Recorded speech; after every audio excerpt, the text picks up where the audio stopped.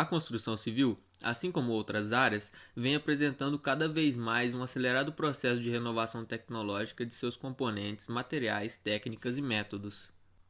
O gesso tem sido uma das alternativas mais usadas na construção civil, devido ao seu baixo custo e praticidade.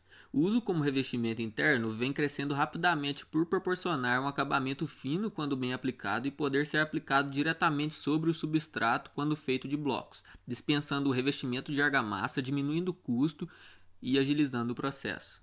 O politereftalato de etileno, comumente chamado de PET, isso, aquele mesmo das garrafas de refrigerante, é um dos termoplásticos mais produzidos e utilizados no mundo, e muito por conta disso é um dos 6 principais tipos de plásticos encontrados como resíduos sólidos urbanos.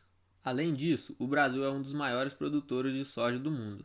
Entretanto, a utilização desse grão em atividades industriais gera toneladas de rejeitos, sendo um deles o casquilho da soja, o qual não é utilizado em outras atividades, sendo em maioria usado na composição de ração animal ou descartado. Pensando nisso, esse projeto consiste em desenvolver um compósito à base de gesso com incorporação de partículas poliméricas e de casquilho de soja, que além de tentar melhorar as propriedades e o custo-benefício desse material de construção civil, visa também criar outra alternativa para a aplicação do PET e do casquilho descartados, a fim de ajudar a minimizar os efeitos ambientais do descarte inapropriado desses materiais, visto que o gesso é utilizado em grande escala na indústria da construção. Os materiais utilizados para a preparação dos compósitos foram basicamente gesso, casquilho de soja, partículas de PET, água e formas de madeira. Para a produção dos compósitos com substituição de PET, foram feitos 3 corpos de prova para cada concentração deste polímero, sendo com 0% de PET, ou seja, puro, com 2,5%, com 5%, com 7,5% e com 10%. As respectivas massas para cada material são mostradas nesta tabela. Após a preparação, os corpos de prova foram moldados em forma e deixados para a cura. Os corpos de prova com casquilho de soja foram preparados de maneira semelhante, porém com concentrações diferentes. Esta tabela mostra as concentrações e as massas dos materiais utilizados. Porém, com os corpos de prova com casquilho de soja, nos deparamos com um grande imprevisto. Após alguns dias de cura, encontramos eles muito mofados e muito quebradiços, impossibilitando a realização dos testes com os mesmos. Após a cura de 7 dias, os corpos de prova com PET foram ensaiados à flexão. No ensaio de flexão, os corpos de prova foram quebrados ao meio, e assim tivemos que solicitar que fossem cortados para regularização da superfície e assim tomaram a forma geométrica de cubo. Uma das metades de cada corpo de prova foi destinada para o ensaio de compressão, e a outra metade para o ensaio de absorção de água. Os resultados do teste de absorção são apresentados neste gráfico.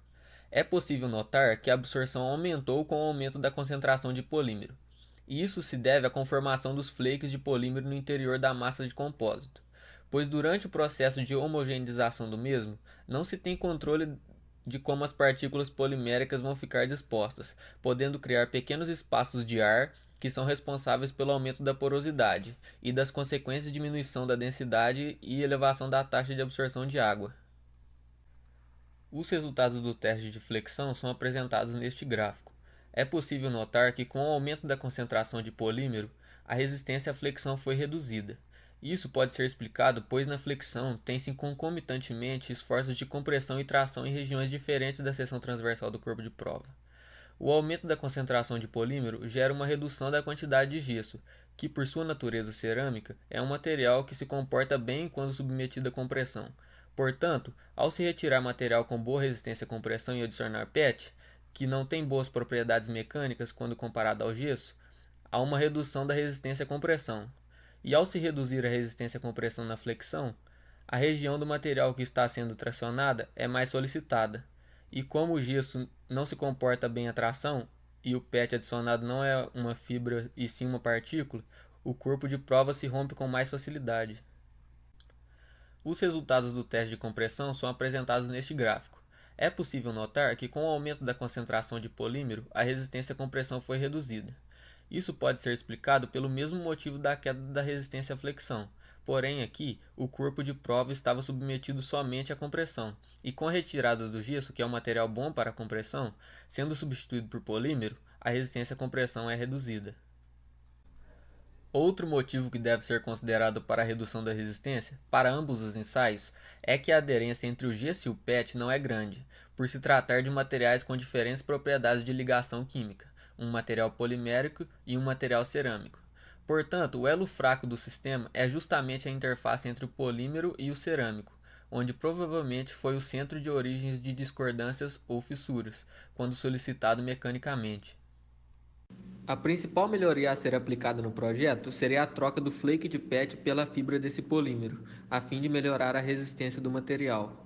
Alguns erros que podem ter ocorrido estão associados principalmente ao preparo do compósito, por inexperiência do grupo ou até mesmo por erros experimentais ou operacionais. Por isso, deveríamos ter feito mais corpos de prova para obter uma estatística mais adequada, visto que obtivemos uma certa dispersão nos resultados. As nossas dificuldades foram principalmente a necessidade de ajuda de outras pessoas para a realização das atividades por não sabermos bem como trabalhar com gesso. Tivemos uma grande dificuldade em encontrar a norma regulamentadora que nos baseamos, por ser europeia e estar em outro idioma, e também o imprevisto com o mofo do casquilho. Apesar do objetivo principal de tornar os compósitos mais resistentes não ter sido alcançado, a densidade dos mesmos foi reduzida mantendo as resistências dentro das normas usadas como referência, o que possibilita o uso real do material.